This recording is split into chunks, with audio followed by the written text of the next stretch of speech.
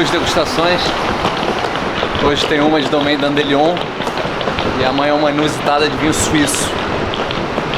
Vamos ver.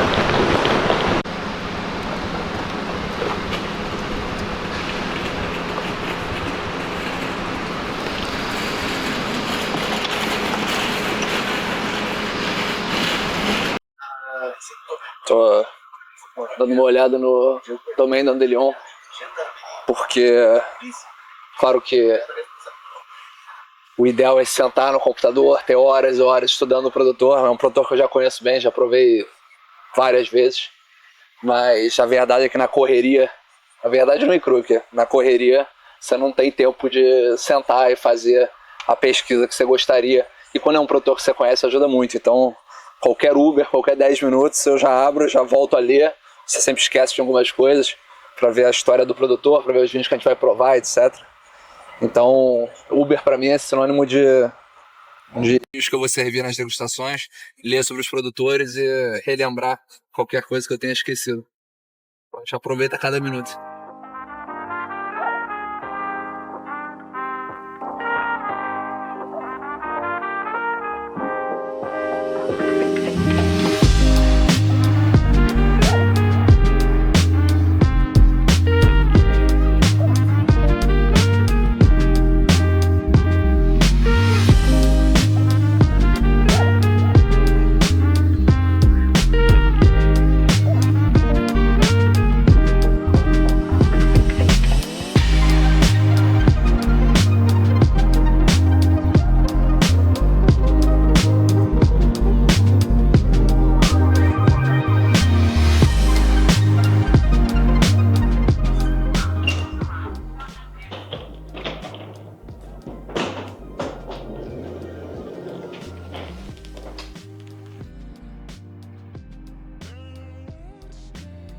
Isso é ridículo, né? Passando a camisa aqui.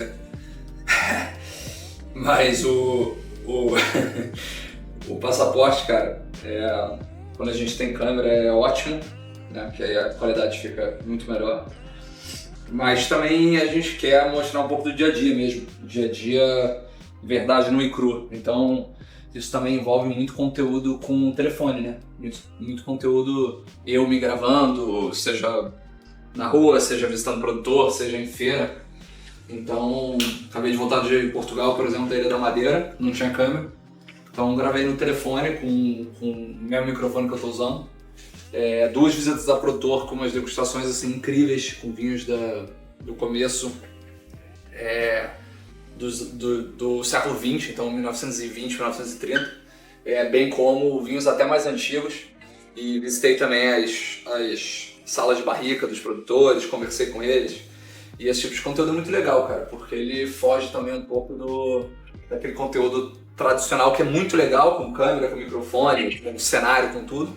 E mostra um pouco da realidade também, cara, que eu acho que é legal mostrar a realidade. A realidade, obviamente, é muito legal, tá bem vestido, tá bebendo vinho bom, com gente interessante, em lugares, né, hollywoodianos. Mas a realidade é essa também, porra, é passar camisa com o steamer quebrado chegando em Porto Alegre, tipo, entendeu? Essa é a realidade. E a gente quer mostrar um pouco de tudo, entendeu? Quer mostrar perrengues que acontecem, quer mostrar também o luxo que de fato existe.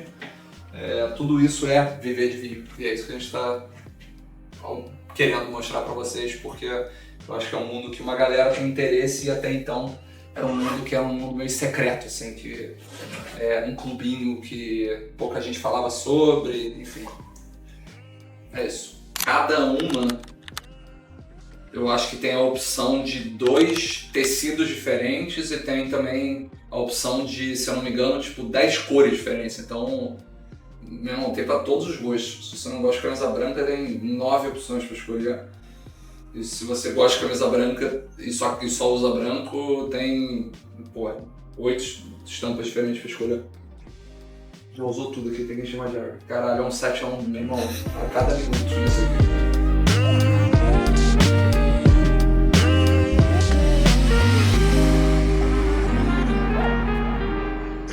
Está indo pra Casa Vivar agora. Vamos produzir um conteúdo lá. E hoje de noite tem a degustação do Domaine Dandelion. Então, eu sempre tento, claro que o que a gente gostaria e o que de fato acontece quase sempre não são a mesma coisa, mas no mundo perfeito eu gosto sempre de mandar os vinhos que a gente vai fazer a degustação pro restaurante o quanto antes, para garantir que eles vão ficar lá paradinhos, principalmente se o restaurante tiver adega. Nesse caso na Vivar, pô, o lugar é uma adega, mas no mundo perfeito você deixa eles lá com o tempo, o que tem que gelar já vai gelando, para garantir que não tem muito movimento. Claro que quando eu acabo viajando por aí, isso fica impossível de fazer. Vocês viram, eu cheguei de viagem há 1h30, os vinhos estão na mala do carro, tô levando para Vivar, mas a degustação é às 8, são 13h17, então pelo menos de 3h30 da tarde até às 8 os vinhos vão ficar parados. Longe do ideal, mas a gente trabalha com o que a gente tem, não com o que a gente quer. Uma coisa muito legal que eu tento fazer sempre é falar com os produtores, né? Porque várias dessas degustações, ou eu já visitei o produtor, ou eu conheço o produtor. Então, no caso do Dandelion, eu tô falando com ele aqui no Instagram para perguntar alguma dica de ordem de serviço, etc. E isso agrega muito pra degustação. É um diferencial, eu acho muito bacana.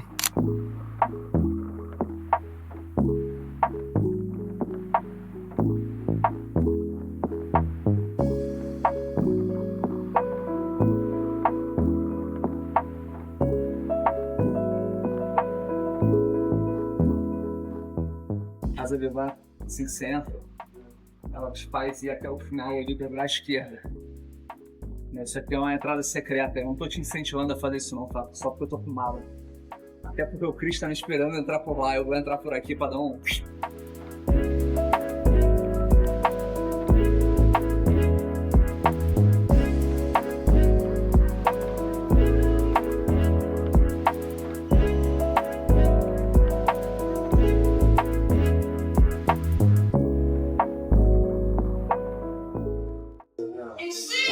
Lá atrás.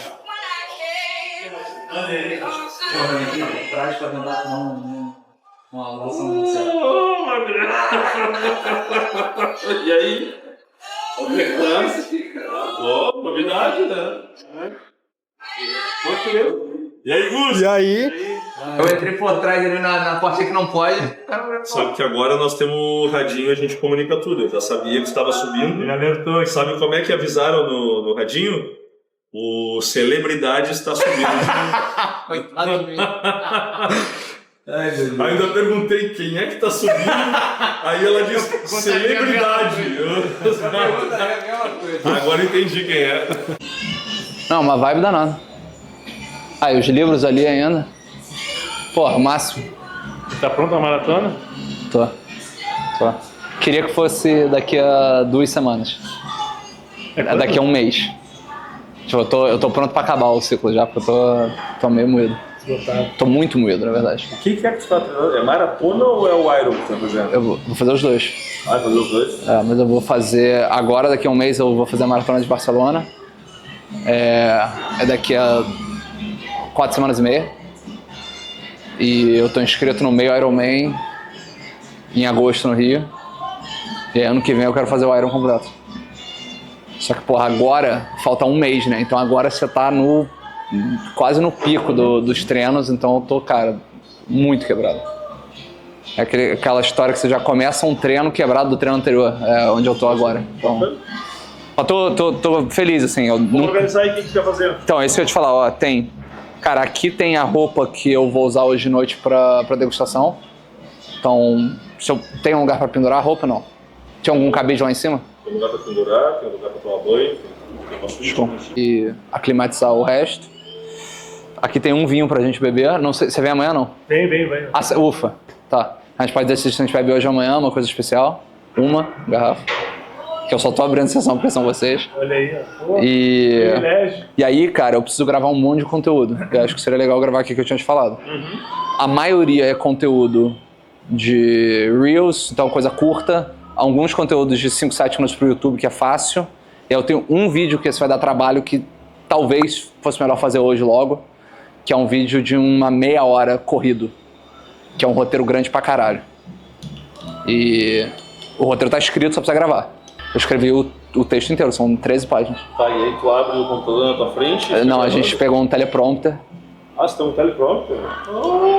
o cara mega propício agora o negócio, cara. E aí tu vai nisso aí? Eu passei os últimos 2 dias escrevendo, cara, foi com 13 páginas. Minha sugestão pra ti, os que são curtinhos e rápidos, pode até fazer intercalado, tudo, porque tu safam fazer isso tudo. Cara, concentra primeiro, vê como é que tu quer e faz esse de 30. Esse é o complicado. Esse é o complicado, exato. Para fazer ele, depois te livra dele, depois faz o... É isso que eu pensei em fazer, exatamente. Tu vai comer? Eu comeria um negocinho pra conseguir ir até de noite tranquilo, né? Tá, então vamos sentar e vamos comer só o... Beleza. Pode ser só a moqueca de peixe? Perfeito. É um peixe com a moqueca? Eu vou fazer o seguinte, eu vou abrir a mala então. Não. Vamos só na moqueca. Eu vou tirar os vinhos aqui então. A gente come a moqueca, o tempo dele no carro pegar as coisas, tá resolvido.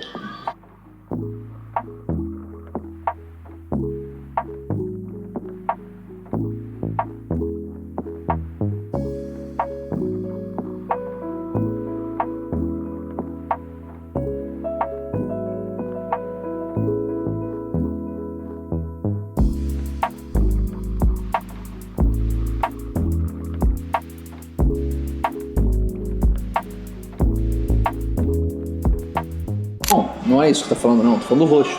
Ah, do roxo? Esse é Morosil. É o quê? Morosil. Que é o quê? É o princípio ativo da laranja moro. Ele é retirado de maneira totalmente natural, é um princípio ativo vegetal. Ele é usado na indústria farmacêutica de estética. Pra quê? O uso contínuo dele, ele acelera, ajuda na queima de gordura abdominal. Legal.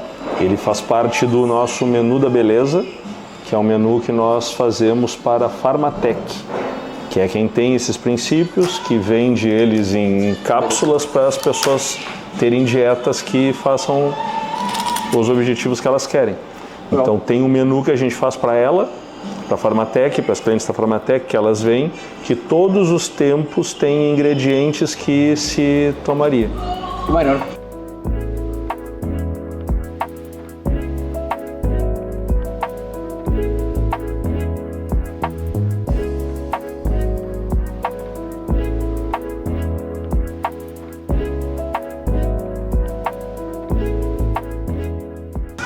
Curtiu?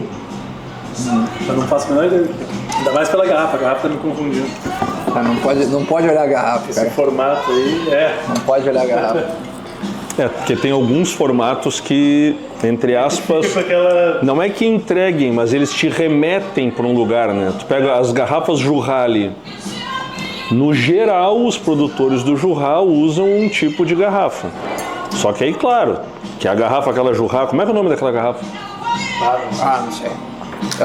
Todos sabemos qual é a garrafa. Não, mas tem um nome Não, aquela garrafa. A garrafa de Chateau Chalon é Clevelin, mas não é a de Jurra normal, é o nome próprio. Clevelin não é de Chateau Chalon, é de Vanjone. É de Vanjone, isso. De qualquer apelação Vanjone. Tá certo. Que é 620. É, 620. Tá certo.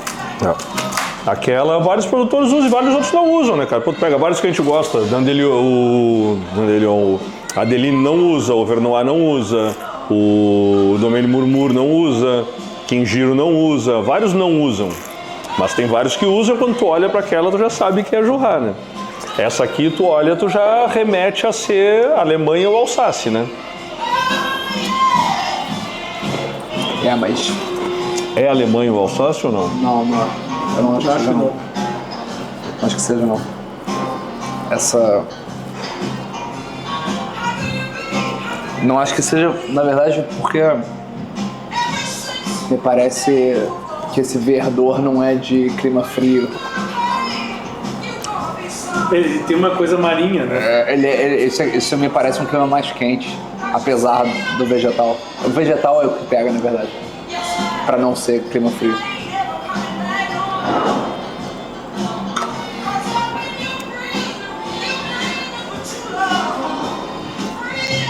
Agora, acidez, impressionante. Acidez impressionante. Farta pra caramba. Farta quase mastigável, assim, né? Parece estar... Não, e oleosinha também, tipo, tem essa camada em boca que é legal. Você lembra alguma coisa do Luar, não sei, mas Cara, mas com essa acidez no ar, só se fosse Chenin, mas eu não acho que isso é estrutura de Chenin.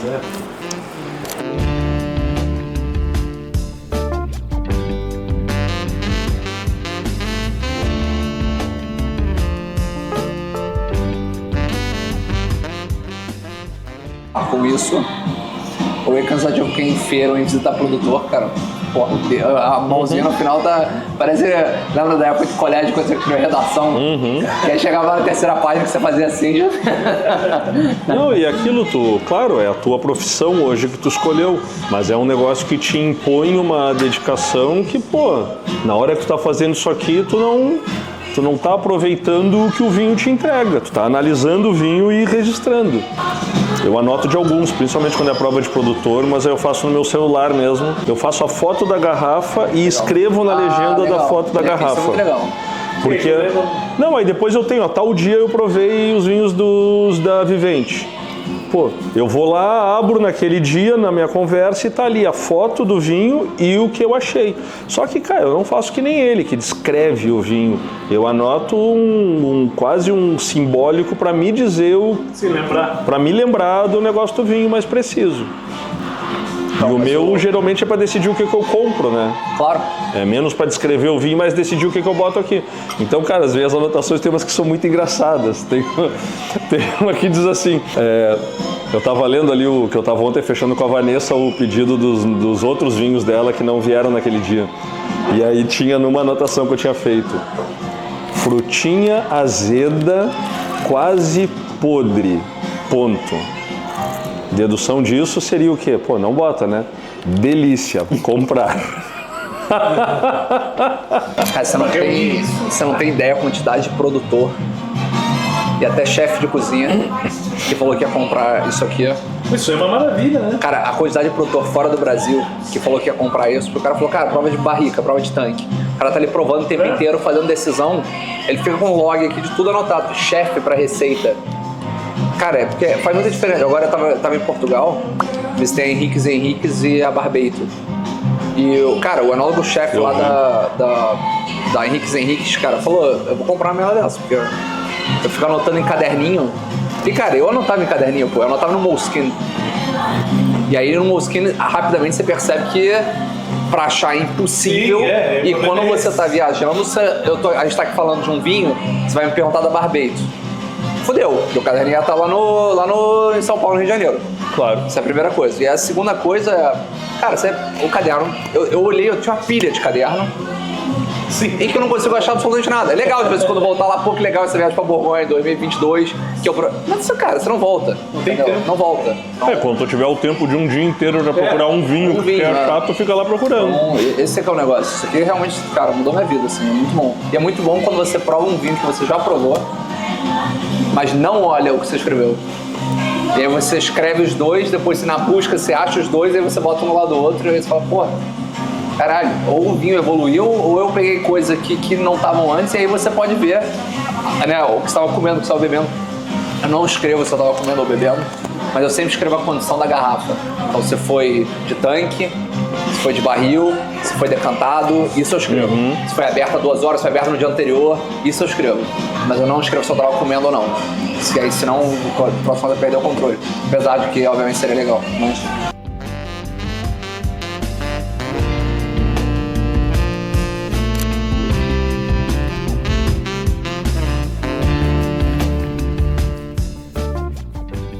Primeiro, eu não acho que o vinho está pronto, no sentido de eu acho que ele precisa de mais oxigênio.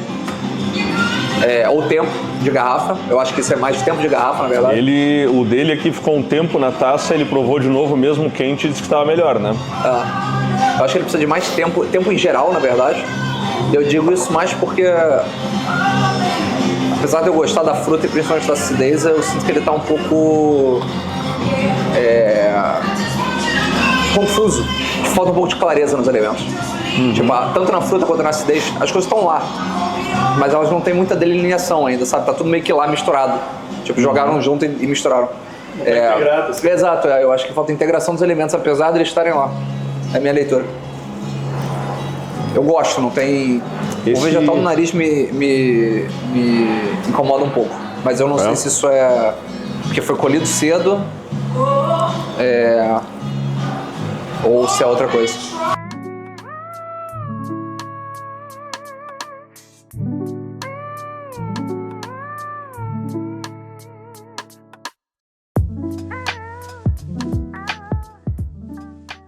Eu tava em Portugal. Dependendo de onde em Portugal, tão perto um do outro. É isso que eu tô falando. É isso que eu tô falando. Mas. Ela tá falando e remete a algumas características dos vinhos de lá. Assim. Mas também, se eu tiver certo, tem aquela infinidade de uvas lá também. Eu confesso que eu não tenho essa letragem toda pra dissecar. Portugal quase nada. Portugal pra mim é... Mas pô, eu tive lá agora o final do ano, né? Até fiz uma das visitas mais surpreendentes da minha vida. Vou comentar. Que foi que tu marcou pra mim lá com o Paulo Coutinho. Você esteve lá agora? Foi, cara, muito impressionante. E a variedade de vinhos com qualidade, cara, que eles fazem lá, que... Cara, eu fui várias vezes pra Portugal, bebi muito vinho português, mas, cara, muita coisa que eu não fazia ideia. Cara, o que o Massanita tá fazendo é um negócio de louco, né, cara? O cara tem, sei lá quantas, 40 e poucas cuvês. Eu entrei num negócio, cara, cuvê do cara que não acaba mais, perfis completamente diferentes. Tá fazendo em regiões diferentes também. Regiões diferentes e vinho, um com toque oxidativo, outro seco, fresco.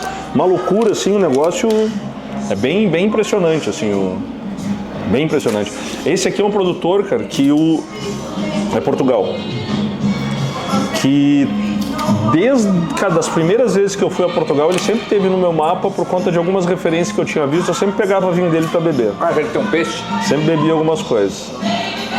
O peixe que tem no rótulo é o peixe do Douro, peixe que sobe o Douro. Errei a parte do mar, mas tudo bem. Aqui é Douro. É o Matheus Nicolau de Almeida. Esse é o Monte Keila, que é o branco dele da linha Eremitas, que é o mais gordinho. Ele tem um outro branco dele que aí que é o que eu gosto mais. Eu só não é ele que está aqui na mesa hoje porque ele terminou. Vai chegar mais dele, mas ele terminou. Mas esse aqui é o que é mais untuosinho dele. É aqueles cortes lá do Douro. Nem sei que uva que tem dentro da...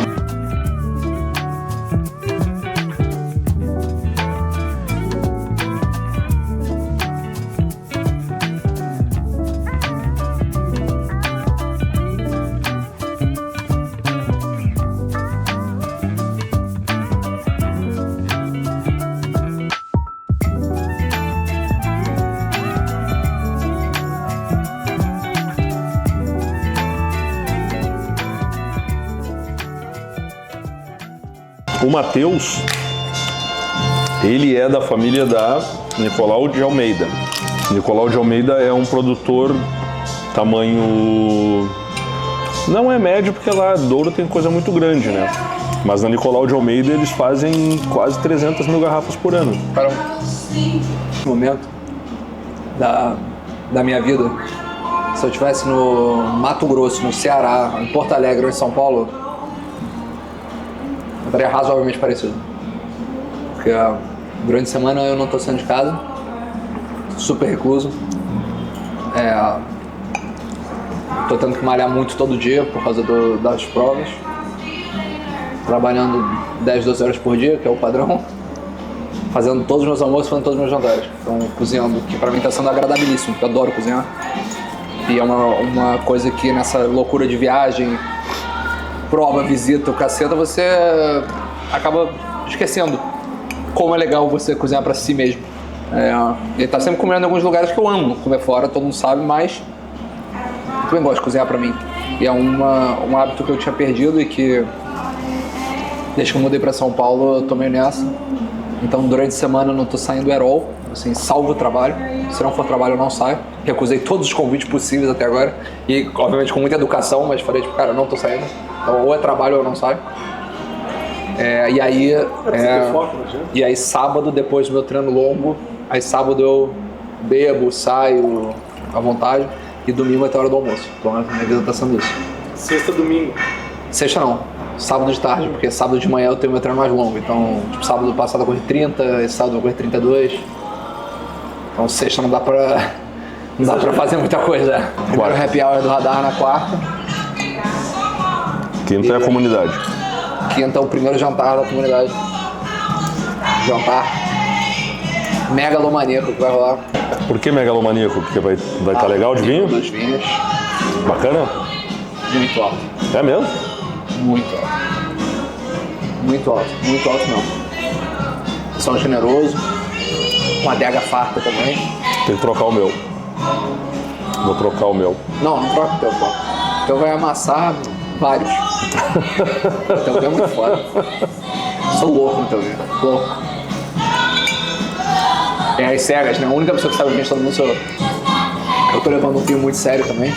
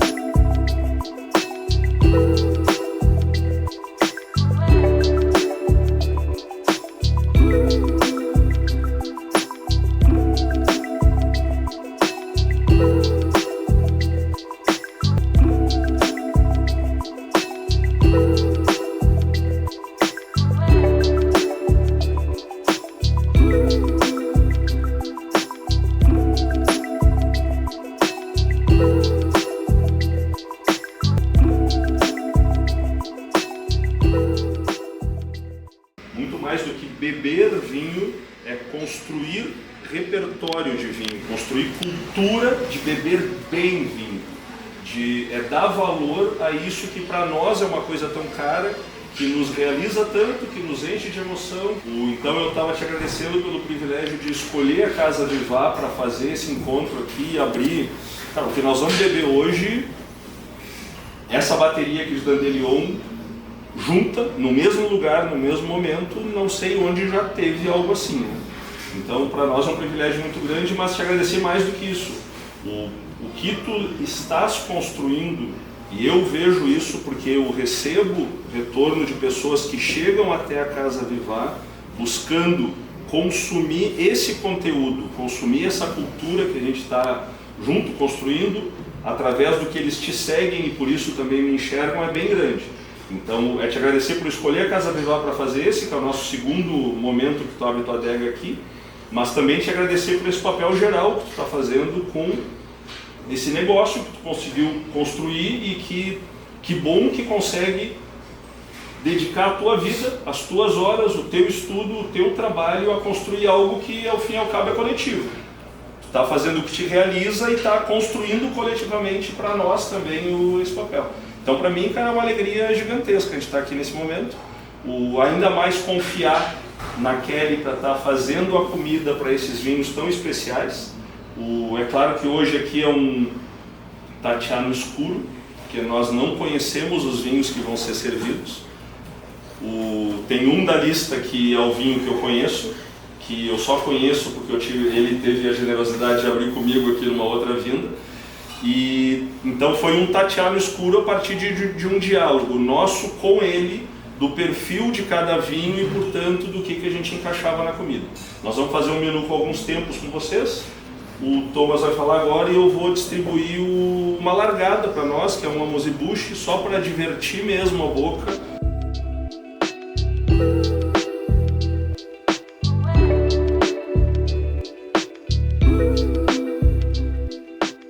Primeiro, obrigado a todos vocês, é sempre um prazer dividir um monte de garrafa legal com gente bacana. A maioria já esteve nos meus jantares antes, E vocês sabem mais ou menos a dinâmica, não é para ser chato, não é para ser formal, é pra gente bater papo, beber vinho, se divertir. Imagino que todo mundo trabalhou a beça hoje, eu também. Então, assim, é para ser legal, não é para ser nada palestrinha, aulinha. Inclusive porque não é o perfil dos vinhos desse produtor. Ele não é um cara absurdamente técnico, apesar de ser muito talentoso. Mas a ideia de uma palestra slide rolando, acho que causaria asco no produtor, que eu conheço pessoalmente. Então, a ideia não é essa, a ideia é a gente realmente trocar uma experiência. Pro Cris, porra, Cris, eu não tenho nem o que dizer das tuas palavras. Visitei a Casa Vivá quando não era nem Vivá, no outro endereço, e vim nessa sala quando estava tudo quebrado em construção. E eu me lembro de olhar para essa sala e falar, cara, não existe uma sala de degustação no Brasil assim. Não existe, é um fato. Existem outros bares de vinho muito legais, existem pessoas muito interessantes e relevantes no mundo do vinho, mas uma sala com esse ambiente, com uma mesa desse tamanho, com essa iluminação que a gente consegue olhar um para o outro e beber vinho, no Brasil, que eu saiba, não existe. E não é à toa que eu tenho escolhido vir para Porto Alegre para algumas degustações específicas, como essas da Andelion, que eu acho que merecia. Eu poderia fazer essa degustação em São Paulo, obviamente, mas eu acho que eu tenho um respeito e um apreço e um carinho muito grande pelo ambiente, então para mim era importante fazer aqui também. A gente vai provar um monte de vinho do Dandelion, produtor que eu já coleciono há quase 4 anos. Então nas minhas viagens para Borgonha eu fui trazendo um monte de garrafas, confesso que eu bebi praticamente todas. E aí finalmente tinham 6 garrafas diferentes. E eu falei, porra, eu vou pegar mais 2 e vou conseguir fechar a degustação, porque eu sempre faço degustação com 8 garrafas. E voltei da França em dezembro, consegui 2 garrafas diferentes, inclusive 2 garrafas que a gente vai provar que eu nem conhecia, porque são 2 garrafas que ele nunca fez antes, que é o doce e o último vinho que a gente vai beber. E quando eu juntei essas duas, eu falei, pronto, agora dá pra fazer uma degustação, que é o que a gente vai provar hoje. Então são garrafas que eu adquiri aí ao longo dos últimos, 3 anos, mais ou menos. Então tem umas coisas bem, bem especiais. Eu não vou beber, então sobra mais pra vocês. Vocês se deram bem. Eu provei um pouquinho de cada coisa, mas eu não tô bebendo. Mas sobre o Dandelion, isso é a definição de vinho natural. Então ele fala que ele é natural do vinhedo até a garrafa. Por favor, enquanto eu falo, vocês fiquem à vontade para pegar o vinho. Isso é a definição de vinho natural radical. Então é 0 tudo, 0 qualquer tipo de químico no vinhedo, 0 qualquer tipo de químico na adega, 0 sulfito na hora de engarrafar, não é filtrado, todos os vinhos são de cacho inteiro, todos. Então, quando a gente fala de mínima intervenção de vinho natural, é isso aqui, tá? Não fica mais do que isso. Eles estão na parte mais alta da Côte de Beaune, na outra Côte de Beaune, fica mais ou menos uns 350 metros de altitude, o que significa que os vinhos são mais frescos, em geral. O que significa também que em Safra Freira é um pouco mais verde. É uma contrapartida. Principalmente ele que usa cacho inteiro. Então, vocês vão ver nos vinhos, a gente vai sentir em alguns vinhos um verdor, um certo medicinal. Se é cacho inteiro, engaço verde. Não tem o que fazer, principalmente se você é natural. Mas vocês vão perceber as diferenças aí de vinhedo. Eu vou explicar os vinhos conforme eu for servindo, obviamente. Cada um tem uma história e um motivo. Vou falar também da safra. Eu falei com ele hoje no telefone de manhã, para entender um pouco dos vinhos, o que ele achava. Ele falou que eu estava abrindo cedo demais. Eu pedi desculpa, mas a vida é assim. E ele ficou feliz de saber que a gente ia servir com um menu brasileiro e que a gente aqui no Brasil estava celebrando os vinhos dele, de certa maneira. Bom, aproveitem. Eu vou explicar os vinhos conforme a gente for servindo. O Cris também vai poder falar mais do menu que a gente escolheu, baseado no que eu descrevi para eles dos vinhos. Tem 2 dos vinhos que eu nunca tinha provado, provei há pouco tempo. Um produtor que está difícil de comprar até fora do Brasil, é muito raro. Ainda não tem preço de hype, mas para achar é difícil. E quando você acha para comprar, eles só te vendem 1 por CPF, 2 por pessoa, então você não consegue comprar de verdade.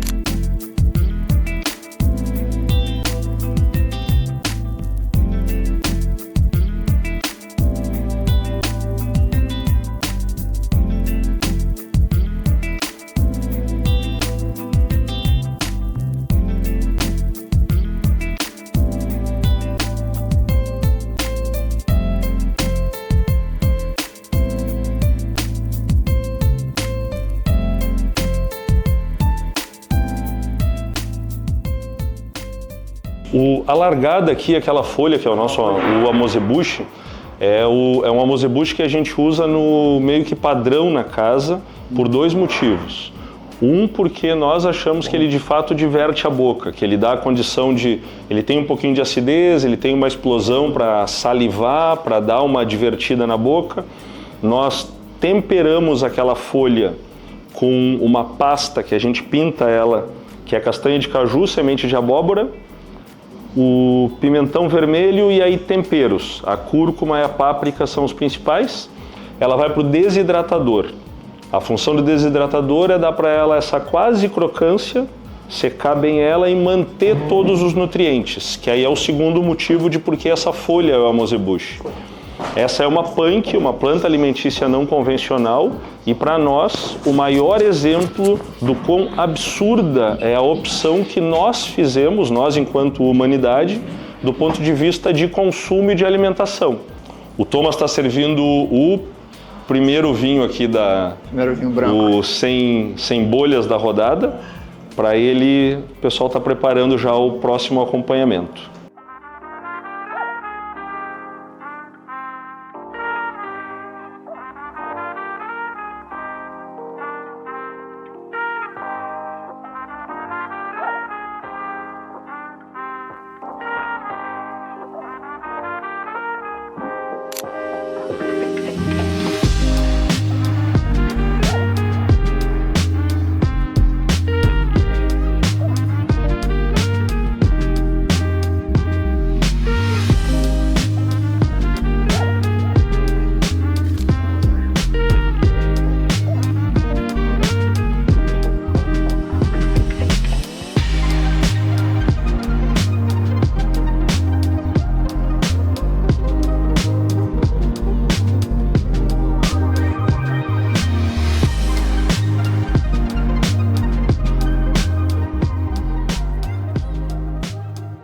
Esse vinho, ele tem uma notinha que eu acho que tá muito comum agora na Borgonha, porque isso é uma nota que começou a agradar muita gente, que é um pouquinho de redução. Então, você tem aquela redução boa de vinho branco, que é essa notinha de pólvora, de pedra de isqueiro. Hoje existem vários exemplos de vários produtores que têm um pouquinho de redução. Talvez o Costa-Rio dos pobres ou dos mortais é o Berlancourt, que eu abri para você no nosso último jantar, que eu acho excepcional e custa 1% do que custa o Costa-Rio. Tem uma garrafa que ainda de safra antiga ali. E eu acho o Berlancourt muito bom. Mas essa notinha de redução não é tão acentuada aqui, mas ela tá lá. Chardonnay. Alguém mais chuta diferente? Bom, a gente tá na Borgonha, em Chardonnay.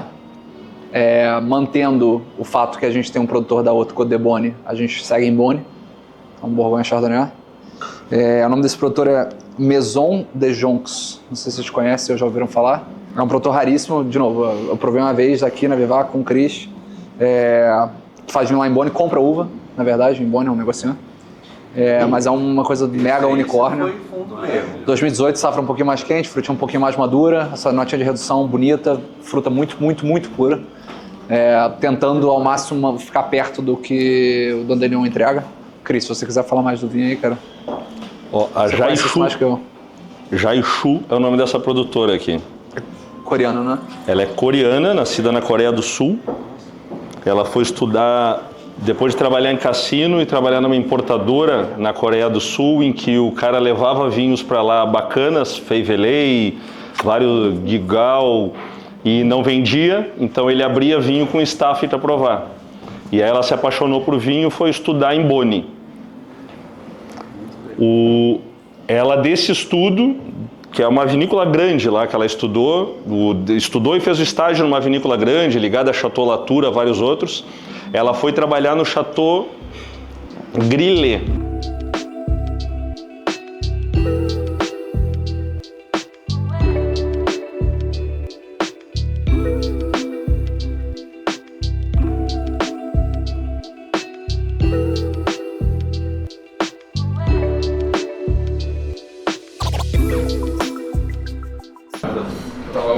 É bom pro produtor provar essas coisas aí, ó. Cara, a litragem, na minha, além dele ter sido dotado com paladar e um olfato muito bom, o grande diferencial do Diego para todos os produtores de vinho do Brasil que eu conheço é que o Diego provou tudo que você pode imaginar, de coisa boa. Então, quando ele prova um vinho mais ou menos, ele sabe que é mais ou menos, entendeu? Essa que é a questão. É um Ob 21, são os dois vinhedos mais altos que eles têm. Então, eles já estão na Haute Côte de Beaune, que já é a parte mais alta da Côte de Beaune. E o OBE é literalmente assim, quase no topo do troço mesmo. Então a gente está falando aí de, se eu não me engano, 370 metros de altitude. O que significa que os vinhos são muito frescos, mas o que significa também é que dependendo da safra você tem um verdor muito intenso, de engaço verde mesmo. A gente vai provar 2 safras, a 21 e a 22. Tem uma que eles dizem que é a melhor safra que eles já tiveram na vida, e tem uma que eles dizem que foi catastrófica. Eu não vou falar qual, mas aí pode provar e ver o que vocês acham. Mas basicamente teve uma das safras que eles perderam praticamente tudo, e como eles não quiseram abrir mão da filosofia deles de vinificar cacho inteiro, o problema de você vinificar cacho inteiro numa safra desastrosa é que é muito raro de você ter um cacho inteiro de fato bom.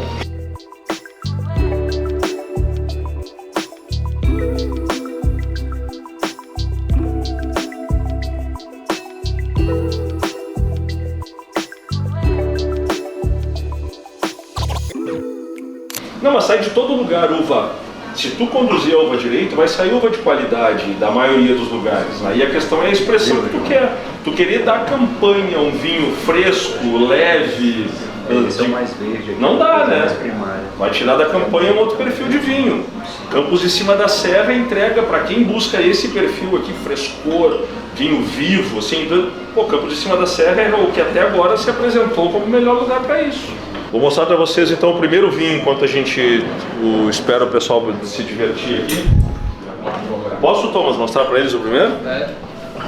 Esse não foi o Thomas que escolheu não, tá? A gente não tinha escolhido nada para botar na largada e como vocês foram chegando e ia esperar, eu peguei o vinho e saí servindo. Vou mostrar para vocês o rótulo para mais fácil, né? Não tem ainda. Esse é o Vivá. Esse é o Vivá mesmo. Esse é um Avante Premier de Vivá, vinho Serra do Sudeste, Encruzilhada do Sul, Vinhedo, Chardonnay, safra 22. Esse é o que eu mandei para a adega e no guia 24 da adega ficou o melhor branco da Serra do Sudeste, pela revista Adega, que é uma premiação importante, né? Bacana. Não é questão de ser melhor ou pior, mas a gente coloca que o pessoal que prova lá na adega é um pessoal que prova procurando defeito, né? E apontaram ele, então é um reconhecimento aí bacana. Você não rotulou ainda? Não, eu vou lançar ele agora em junho. Tá. O lançamento dele vai ser na Feira Naturebas. Na feira. Então para a Feira Naturebas ele vai estar com o rótulo, vai estar com a serinha em cima, aqui, vai estar direitinho. É final de junho.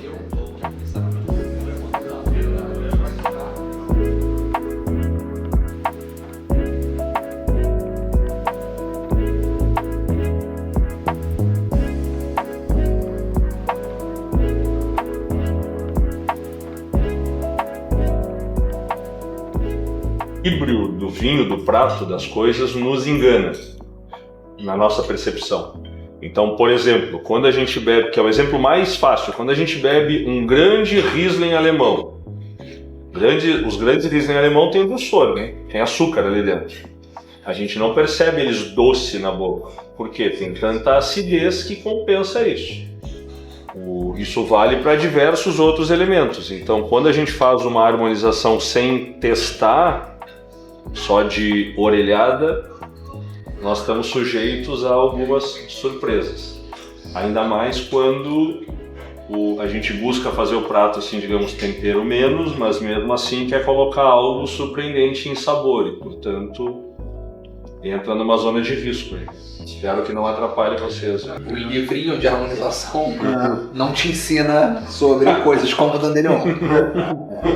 Então, quando a gente fala de Pinot Noir da Borgonha de livro para harmonização, não é disso que a gente está falando. Então isso com certeza agrega outros componentes aí, gustativos que tem que ser percebidos, né? E que é só na prática, porque livro nenhum vai te ensinar como isso funciona. Então...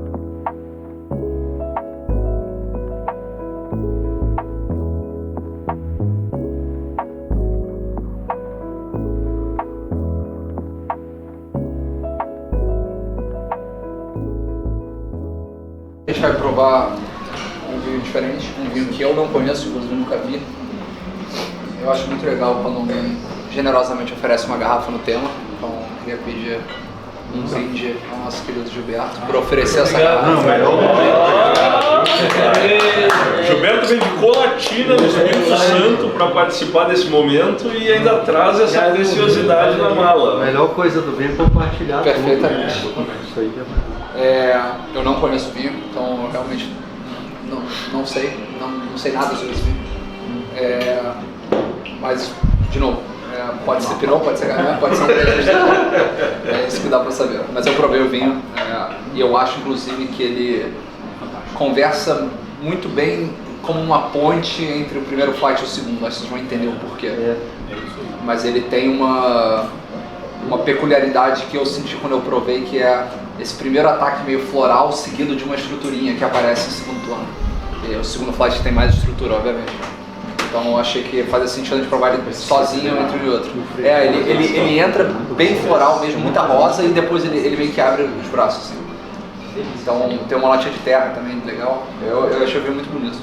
A outra coisa, uma curiosidade legal sobre os vinhos que eu não falei, que serve para todos, mas já que eu não tenho tanto para falar desse, eu vou compartilhar, é que todos os rótulos são colados à mão, todos. Todos os rótulos são prensados com flores que estão crescendo no vinhedo. Então dá pra ver uma coisinha meio azul em todos os rótulos. Isso é um detalhe muito bacana. Eles literalmente prensam as flores que eles acham nos vinhedos e que crescem todo ano.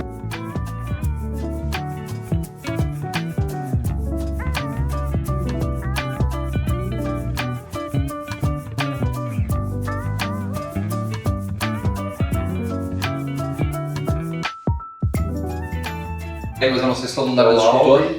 O Haute Côte Nature é um blend dos vinhedos dele. Então, como ele está na Haute Côte de Beaune, o Haute Côte Nature nada mais é do que todos os vinhedos que ele tem. Não sei se todos, mas enfim, mais de um com certeza. E o Nature basicamente é o jeito dele de dizer que, em vez de só chamar de Haute Côte de Beaune, é o jeito dele de dizer que o vinho é natural. 100% natural, e ele realmente é extremista natural. A gente tem duas safras que são razoavelmente parecidas, no sentido de que 20 e 22 tem uma coisa em comum, que as duas safras foram quentes. 20 tem uma peculiaridade que foi uma safra com muito sol, não calor, sol. Calor também, mas muito sol. E o que o sol faz é que a uva, obviamente, para se defender, ela engrossa a casca para proteger a semente. E aí, o que acontece é que, no caso de 20, a gente tem uma pele mais grossa, uma concentração maior de pele para polpa, e quando a gente fala de cacho inteiro, você tem mais gasto. Basicamente. Esse é um vinho que nunca foi feito antes pelo Dandelion. Essa é a primeira safra que eles decidiram fazer esse vinho. 23, é o único 23 que a gente está provando. Eu consegui comprar esse vinho agora em dezembro, foi um dos dois, então os dois que eu consegui comprar em dezembro são os dois últimos, que é esse e o próximo que a gente vai beber. A produção desse vinho foi muito pequena. E eles conseguiram fazer esse vinho agora porque eles acabaram de arrendar esse vinhedo, eles não tinham esse vinhedo antes. O nome do vinho é Fruit Défendu e basicamente é uma defesa da fruta, essa é a tradução. E a defesa da fruta porque eles queriam arrancar esse vinhedo fora. Esse é o vinhedo mais velho que eles têm. As vinhas aqui têm 100 anos. 100 anos. Então, os donos do vinhedo queriam arrancar fora as vinhas, porque eles sabem que elas estavam velhas demais. E eles basicamente brigaram para eles não arrancarem fora, acabaram arrendando o vinhedo para fazer esse vinho, que é de um vinhedo único também. E que tem essa ideia da defesa dos vinhedos, que eles acham que esses vinhedos velhos tinham algo a agregar, uma fruta diferente, mais intensa. Vinhedo muito velho, para quem não está tão versado em enologia, o que significa é que as vinhas estão mais cansadas, que nem pessoas idosas mesmo. Significa que elas produzem menos por um lado, mas que elas também possuem raízes muito mais fundas, o que significa que elas têm muito mais intensidade mineral, têm muito mais complexidade, tem muito mais identidade mesmo do próprio terroir. E 23 é uma safra boa também. 23 foi uma safra legal.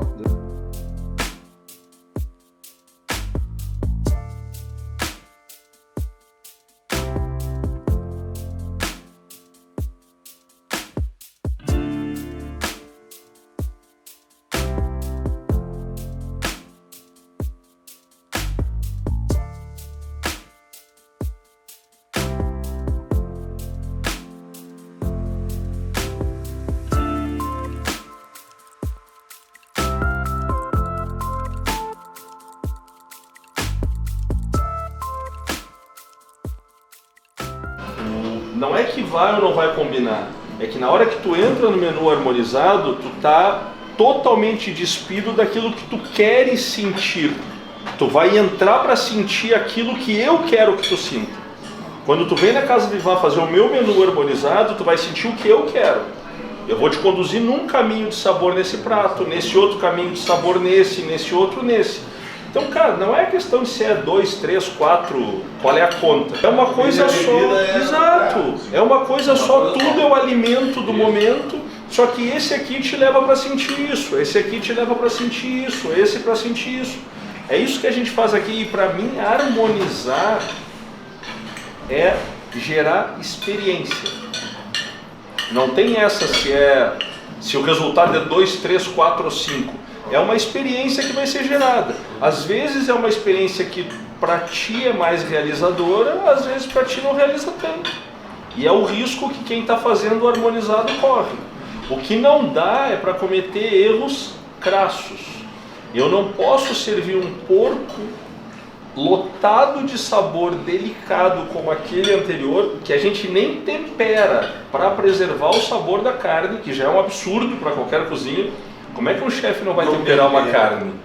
Já é um absurdo, só que por que a gente topa? A gente quer expressar o sabor daquela carne, do produtor lá do porco que se matou para fazer o porco daquele jeito. E colocar um vinho em cima que mate aquela delicadeza. Isso é um crime, isso estragou a harmonização. Agora, se coloca um branco, encorpado, barricado, é o que? É a escolha de quem está conduzindo a harmonização.